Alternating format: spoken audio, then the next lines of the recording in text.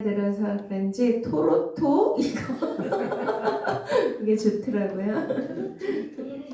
아니 트로트 곡이에요. 복음성가는 트로트 곡자가 많아요. 근데 저는 옛날에 이거 되게 유치하다고 생각했는데 요즘은 되게 이게 감성을 울리더라고요.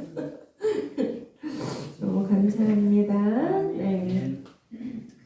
우리가 이제 그 창세기 26장을 원래 저번에 보셨나요? 그러니까 지금 이스라엘 하마스 지금 전쟁을 통해서 오는 예수 그리스도의 구속사를 이제 우리가 보고 있는데요. 지금 이제 마지막 때인데 그 팔레스타인이 블레셋으로 나오잖아요. 그래서 이제 이 말씀이 성경에 많이 기록이 되어 있습니다. 그래서 지금 전세는 거의 하마스 그 팔레스타인 지역을 다 남부까지 점령해가는 그런 상황이고 하마스 그쪽 그게 초토가 됐는데 무슨 병원에 본부 기지를 세워놓고 그렇게 이제 하마스가 작전 지휘를 하지 않았습니까? 근데 이제 이스라엘 쪽에서는 그 본부를 저격해서 완전히 씨를 말리는 것이 목표이기 때문에 그곳을 이제 저격할 수밖에 없었는데 모든 전 세계 여론은 어떻게 전쟁 중에 인도주의적인 차원에서 그 학교나 병원, 특히 병원은 공격하면 안 되는 걸로 결의가 돼 있다고 하더라고요, 국제법에. 근데 알고 봤더니 거기에 이제 땅굴이 다 있고 그리고 거기에서 이제 작전 지휘한 모든 증거가 나왔고 이스라엘 사람들을 인질로 잡아갔었잖아요. 근데 그 병원 그 안에서 무참하게 살해된 그 증거들이 나왔거든요. 그래서 이제 그것으로 인하여서 완전히 이제 하마스를 박멸하겠다는 그런 이스라엘의 결의가 있습니다. 근데 미국하고 유럽이 밀어주고 있는데 지금 그러니까 휴전이 아니라 잠깐 그 공백기를 가질 수 있도록 그렇게 했다는 것입니다. 왜냐면은 이제 그 인도주의적인 차원에서 그 팔레스타인들의 그 주민들을 무고한 백성들을 살릴 수 있는 그러한 일들을 해야 되고 또 그들의 식량과 그들이 쓸 자원들을 공급해야 되는 차원에서 그렇게 이제 진행이 되고 있거든요. 근데 이제 그 이스라엘과 접해 있는 곳이 요르단이잖아요. 요르단. 자, 요르단에서 요단강을 건너온 거거든요. 그 요르단 접경 지역에도 어마어마한 그러한 군 장비 시설과 그 미사일 탱크 이런 거를 지금 대기시켜 놓았다고 합니다. 그리고 이제 그 이스라엘이 지금 전 세계에서 그러한 이목이 되어져 있고 모든 이슈의 중심이 되어져 있는데 사실은 이제 미국에서는 뭐 국방부 장관부터 여러 그 미디어 그 수장들이 또 금융업의 수장들이 다 누구로 돼 있어요? 유대인으로 돼 있어요. 그러니까 이스라엘이 갑일까요? 미국이 갑일까요? 이상하지 않습니까? 그런데 우리가 신명기 28장에 보시면 하나님께서 모세 때부터 약속하셨잖아요. 정말 뭐 수천 년 전부터 이스라엘이 모든 민족의 머리가 되고 뛰어나게 할 것이다. 근데 모든 주도권의 세력들이 그 수장 리더가 금융, 또 뭐 산업, 과학, 미디어, 엔터테인먼트 모든 분야에 다 유대인들이 있거든요. 참 그러니까 그들 주도하에 모든 역사가 이루어지고 정치, 경제, 사회, 문화 모든 게 이루어지니까 건드릴 수가 없는 거죠. 정말 성경을 보고 지금 일어나는 거를 대조해서 보면 너무나 놀라운 것 같아요. 어떻게 그때는 나라라는 자체가 없었잖아요. 이스라엘 백성들이 노예로 살다가 겨우 애굽에서 출애굽해서 이제 광야로 나왔는데 어떻게 신명기에 어떻게 모세가 앞으로 이스라엘 나라가 장차 어떻게 될 것이라는 것을 어떻게 기록을 할 수가 있을까요? 근데 그게 정확하게 딱 맞아 떨어졌다는 거죠. 그래서 저는 성경을 읽으면서 와, 정말 하나님은 살아계시고 하나님은 역사의 주관자이시고 마지막 때는 말씀의 2.1획도 다 이루시고 성취하시는구나. 그걸 고백하지 않을 수가 없습니다. 하나님이 기뻐하시고 하나님 좋아하시는 건 뭐예요? 하나님은 경외하는 거잖아요. 경외가 뭐냐면 범사의 글을 인정하는 거예요. 범사의 글을 인정하고 하나님의 행하심을 성경 그대로 우리가 믿고 하나님이 이루시는 일에 대해서 우리가 정말 감사와 찬양과 영광을 올려드리는 것을 하나님은 경외하신다고 하시는 거죠. 그래서 나를 경외하는 자들을 말라기 4장에 뭐라고 써 있어요? 3장에 기념책에 기록하신다고 그랬어요. 믿습니까?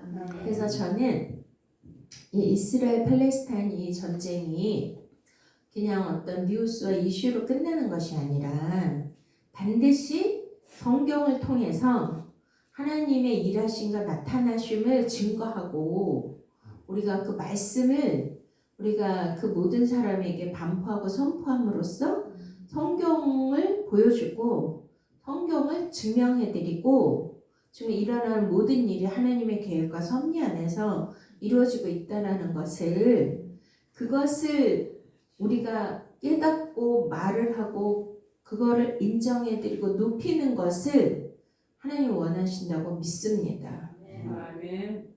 왜냐하면 세상에 모든 일어나는 일이 하나님의 주권 가운데서 일어나는데도 우리가 그것과 상관없이 살고 또 성경대로 이게 이루어짐에도 그것을 전혀 성경과 연관하지 않고 그리고 그냥 인간의 사는 방법대로 이 말씀을 그냥 우리의 삶의 하나의 도구로 또 우리의 삶의 유익으로 그렇게만 본다면 이거는 하나님의 뜻과 맞지 않다고 저는 생각을 하거든요.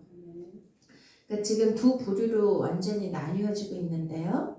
그게 하나는 이제 이렇게 성경에 기록된 대로 모든 세계가 열리고 있고 역사가 이루어지고 있다. 이 문자대로 성취되고 있다고 보는 것을 대부분 우리나라 장로교나 기독교에서는 뭐라고 보냐면 역사주의, 세대주의라고 보는 거예요.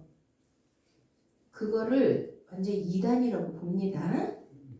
그래서 어느 교수반이 있는데 거기에 지금 예를 들어서 지금 이스라엘 팔레스타인 전쟁, 러시아 우크라이나 전쟁이 에스겔 38장에 그 고과 마곡의 전쟁의 시발점이 될 수 있고 예표가 될 수 있다. 우리가 이제 이렇게 보는 거잖아요. 근데 그렇게 하는 거를 뭐라고 썼냐면 무당짓이다. 제가 잠깐 한번 읽어드려 볼게요. 왜냐면 지금 이 기류가 중요하다고 말씀드렸잖아요. 기류가 뭐예요? 이제 영적 지금 우리가 살아가는데 영적인 기류가 있잖아요. 그 기류가 어떻게 흘러가느냐에 따라 어느 편에 설 것인가가 굉장히 중요하거든요. 시대적인 조류나 또 유행, 사조 이런 게 있잖아요. 그러니까 예를 들어서 공산주의, 뭐 민주주의 이런 게 나누잖아요. 그런 것처럼 영적인 것도 지금 기독교 안에서 흐르는 것도 지금 두 부류로 나누어졌어요. 그러면 우리는 이런 거를 어떻게 이제 구분을 해야 되는가 이게 굉장히 중요한데 마지막 때는 영분별이 제일 중요하지 않습니까? 아멘. 이해가 되시죠? 아멘. 그래서 참 이거를 다 읽지는 않았지만 제가 너무 조금 보다가 비평을 부탁드립니다 이렇게 썼어요. 총신대 교수님이 쓰신 건데, 나도 20대 시절에는 약간의 기독교 정신병자였다. 이스라엘과 하마스가 전쟁을 하자 또다시 사이비 무당들이 설쳐되고 있습니다. 제3성전 666 적그리스도 곡감하고 총동원 중입니다. 유튜브를 보면 가히 사이비들 판으로 난리도 아닙니다. 한번 제3성전으로 유튜브에 검색을 넣어보십시오. 제3성전 적그리스도 운운하면서 수없는 정말 셀 수 없이 많은 사이비 주장들이 난무하고 있음을 알 수 있습니다. 어떤 영상의 조회수는 100만에 육박하기도 합니다. 심각합니다. 이대로 두고 볼 수는 없습니다. 대부분 다 아실 테니 그냥 실명을 말씀드립니다. 김종철 감독 아시죠? 이스라엘 그 제3성전 영화 만드신 네. 브래드 TV 정동수 목사님, 사랑침례교회 KJB 성경은 유일주의자 김영현 FTNER 최바울 인터콥 차영구 데이비드 차 박성업 기타 아류들은 수없이 많습니다. 이들은 모두 한 통속입니다. 한눈에 봐도 이들은 모두 건강하지 못한 이상한 사이비 주장을 하는 자들임을 알 수 있습니다. 극단적, 파행적, 세대주의에 몰입하면서 끊임없이 666 베리지 프리메이슨 세계동안 적그리스도 유대인 이스라엘 회복운동을 외쳐대고 제3성전 건립은 종말의 시작이라고 노래합니다. 뭐 이제 이런 식으로 엄청나게 이제 그 총신대 교수님이 쓴 거예요. 지금 이스라엘 팔레스타인. 근데 저도 그러니까 극단적 세대주의는 반대해요. 그렇지만 지금 이분의 말씀이 다 틀린 것도 아니고 다 맞는 것도 아닙니다. 자, 여러분은 어떻게 생각하세요? 네? 저도 그래요. 지금 공감하십니까? 우리가 이번에 이런 구별을 알았어요. 잘해야 되는 거예요. 그치? 너무 치우치죠? 너무 이렇게 유튜브가 이래 하니까 혼란, 우리가 네. 혼란의 시대에 지금 살고 혼란의 있어요. 시대라 예. 예를 들어서 신천지 목사들도 다 넘어가는 게 뭐냐면 말씀의 진리를 모르기 모르기 때문에 그렇죠. 그냥 그들이 말하는 게 거의 이 말씀 갖고 장난질 치니까 거기에 다 넘어가는 거거든요. 그리고 그 생명책 뭐 작은 책을 먹었다 뭐 이런 얘기 있잖아요. 요한계시록 약속한 목자 그게 이만희래잖아요. 그러니까 제가 정동수 목사님 말씀도 들어봤는데 공감하는 부분도 있고 아닌 부분도 있어요. 그렇죠. 그분이 뭐라 그랬냐면 마지막 때 뭐 신부 단장한다 이런데 절대 가지도 말고 듣지도 말라 뭐 이렇게 말씀하시더라고요. 근데 그것도 맞기는 맞는데 지금 예를 들어서 지금 제가 얘기한 것처럼 신명기나 지금 창세기 우리가 26장에 이삭과 그랄과 블레셋 사람들하고 싸우고 또 에덴 동산에서부터 그런 일이 있었고 가인과 아벨 사건에서부터 나뉘잖아요. 육의 사람과 영의 사람으로. 그렇다면 지금 아까 영과 육을 얘기했지만 육이 없이 영은 없거든요.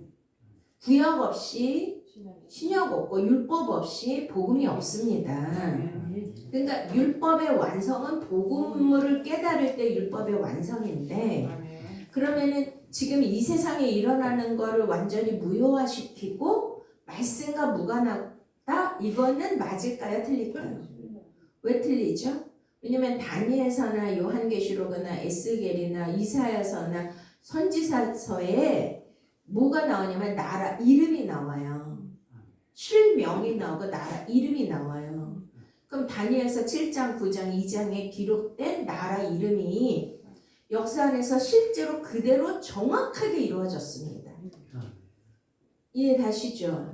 그러면은 그것은 역사를 주관하고 계신 하나님이 미리 예언해 주신 건데 우리가 살고 있는 현실에 지금 이 세대에 일어난 일이잖아요. 그런데 지금 총신대의 교수님은 그거 다 사이비 무당이 하는 짓이다.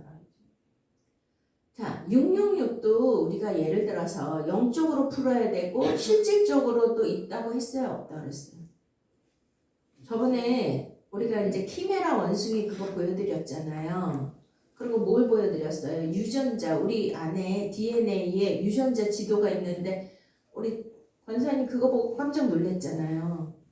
근데 지금 과학의 기술이 AI와 그리고 우리가 메타버스 이 세계가 컴퓨터 IT 세계가 우리의 전두엽을 지배하고 그리고 우리의 유전자를 조작한단 말이에요. 그 결과가 뭐가 나냐면 네피림이라는 존재가 나온 거거든요.